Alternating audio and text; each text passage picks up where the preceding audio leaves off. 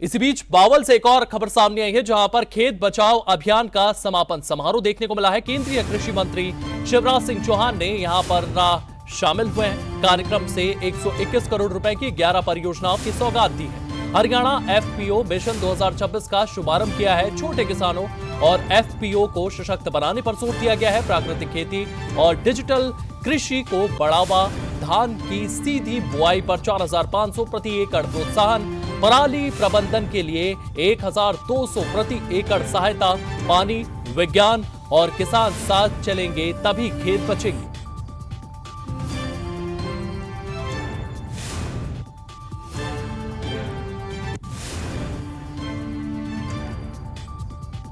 उत्पादों का साथियों, इस क्षेत्र के विकास के लिए, ये बावल के विकास के लिए 40 करोड़ रुपए की लागत की 2 परियोजनाओं का उद्घाटन और 81 करोड़ रुपए की लागत की 9 परियोजनाओं का शिलान्यास आज यहाँ पर क्या है। मैं यहाँ के सभी महानुभाव को, हमारी मातृशक्ति, हमारे बुजुर्गों को मैं इसके लिए बहुत बहुत बधाई और शुभकामनाएं देता हूं। भाइयों बहनों, आज से हरियाणा एफपीओ मिशन 2026 का ये शुभारंभ भी किया जा रहा है।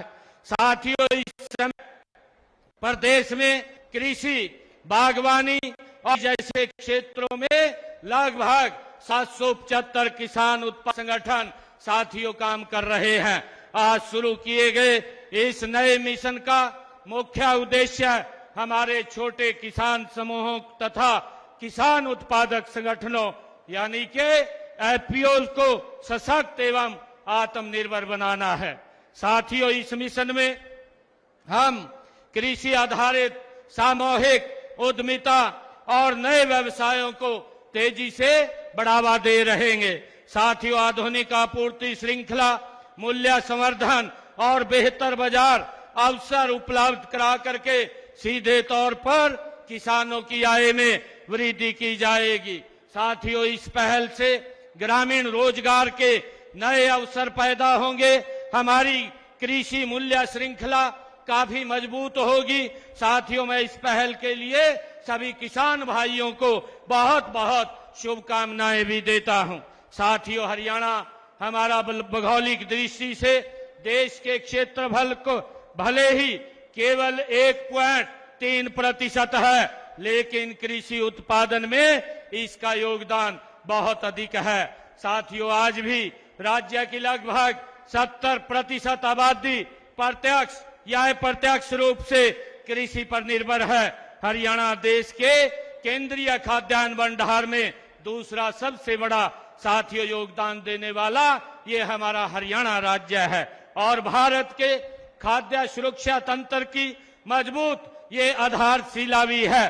साथियों, हम खाद्यान्नों के मामले में आत्मनिर्भर तो हो गए हैं, लेकिन इसके लिए हमें बड़ी कीमत भी साथियों चुकानी पड़ रही है। अधिक पैदावार की होड़ में रासायनिक खादों और कीटनाशक दवाइयों का अंधाधुंध प्रयोग से हमारी जमीन, जल और वायु ये प्रदूषित हुए हैं। जमीन की उर्वरा शक्ति साथियों, किसान भाइयों, ये कम हुई है और हमारा खान पान ये जहरीला हो गया है।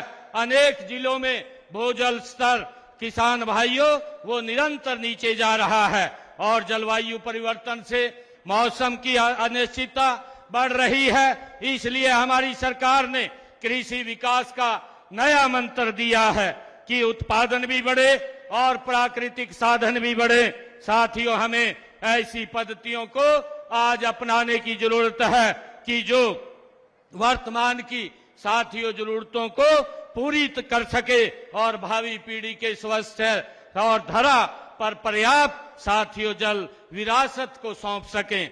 साथियों, इस दिशा में हरियाणा सरकार ने जल संरक्षण, मृदा स्वास्थ्य, फसल विविधीकरण और जलवायु स्मार्ट कृषि को स्मार्ट साथियों अपनी नीति का मूल आधार बनाया है।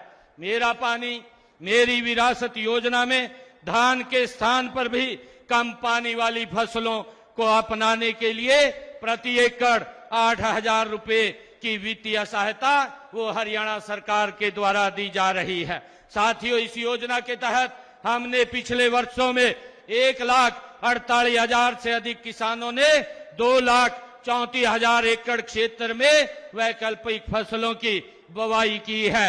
इसके लिए हमने 166 करोड़ 34 लाख रुपए की सहायता ये किसानों को की है। साथियों, पानी की बचत के लिए धान की सीधी बुवाई बिजाई करने के प्रति एकड़ हम 4,500 रुपए प्रोत्साहन राशि के रूप में साथियों दे रहे हैं और इसके लिए हमने 1,05,000 से अधिक किसानों को 227 करोड़ 41 लाख रुपए का साथियों अनुदान दिया है। और इसी तरह पराली जलाने से रोकने और इसके उचित प्रबंधन के लिए हमने 1,200 रुपए प्रति एकड़ प्रोत्साहन किसानों को राशि दी जा रही है।